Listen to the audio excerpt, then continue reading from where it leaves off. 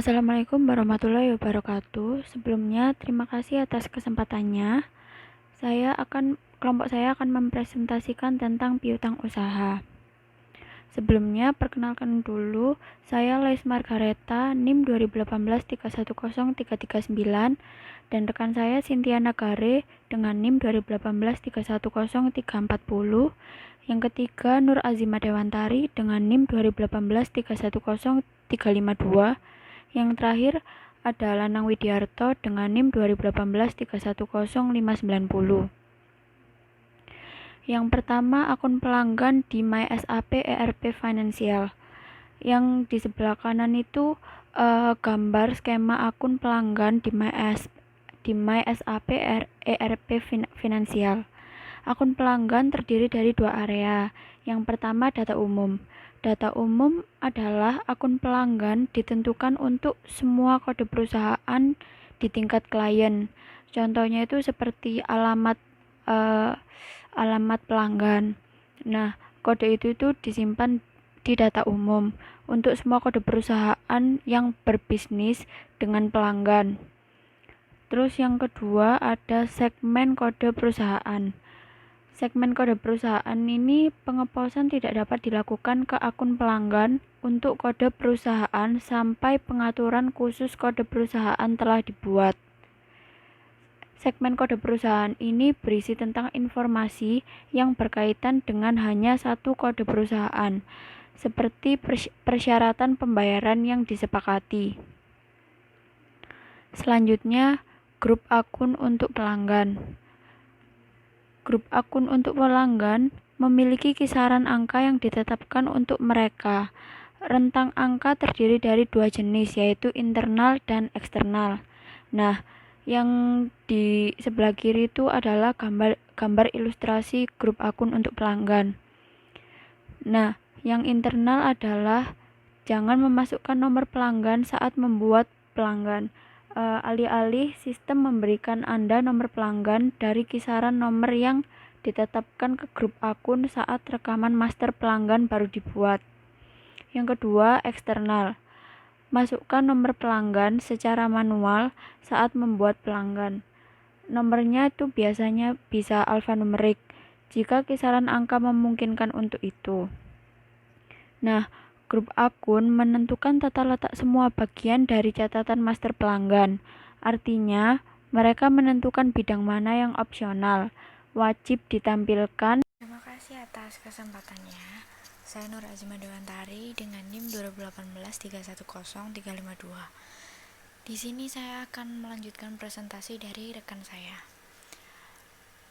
Transaksi akuntansi harian yang terjadi dalam account receivable.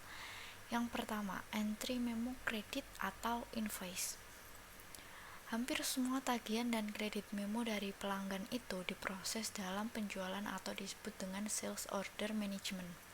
Namun, pada kasus-kasus tertentu apabila tidak ada referensi ke sales order, maka tagihan ataupun memo kredit tersebut tetap dapat dimasukkan menggunakan enjoy transaction.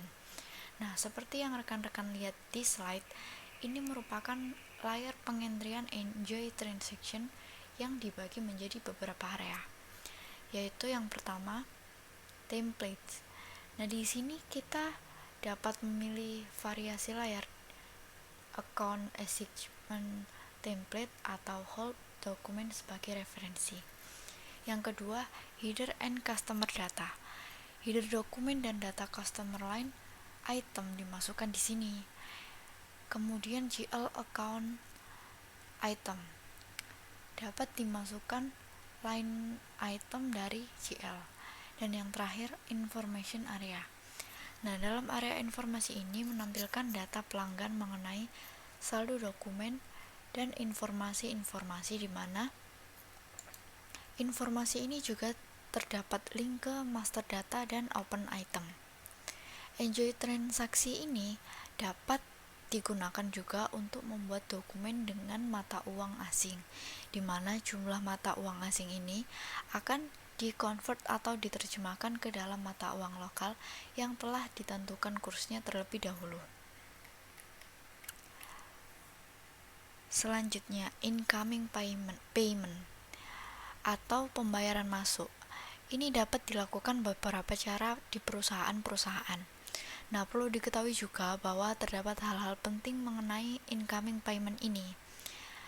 Yang pertama, complete payment, di mana item-item akan dibersihkan jika pelanggan melakukan pembayaran open item sesuai dengan nominal atau diskon yang telah ditentukan.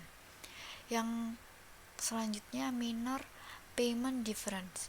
Apabila terdapat selisih pembayaran dengan nominal yang kecil, di mana selisih pembayaran tersebut dapat dihilangkan secara otomatis. Jumlah maksimum untuk selisih pembayaran yang kecil untuk dihilangkan dapat ditentukan di pengaturan toleransi. Selanjutnya, greater payment difference. Apabila selisih pembayaran di luar batas toleransi, maka hal ini harus diurus secara manual.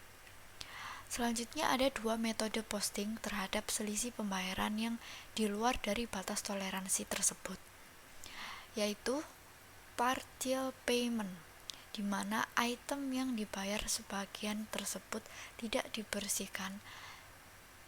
Sebuah open item yang baru dengan jumlah yang dibayar dibuat di sisi kredit. Entry kredit ini muncul di atas open item yang telah dibayar dan menunjukkan bahwa open item hanya dibayar sebagian.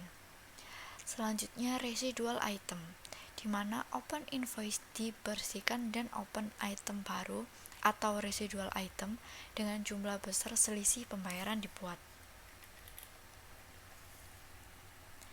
Selanjutnya, account receivable information system memungkinkan kita untuk menjalankan analisis cepat dari data akuntansi yang penting, seperti rincian tanggal jatuh tempo, sejarah pembayaran dari pelanggan, risiko mata uang untuk pelanggan luar negeri, item yang telah jatuh tempo, jumlah hari yang digunakan oleh pelanggan untuk membayar tagihan, dan sejarah diskon pelanggan.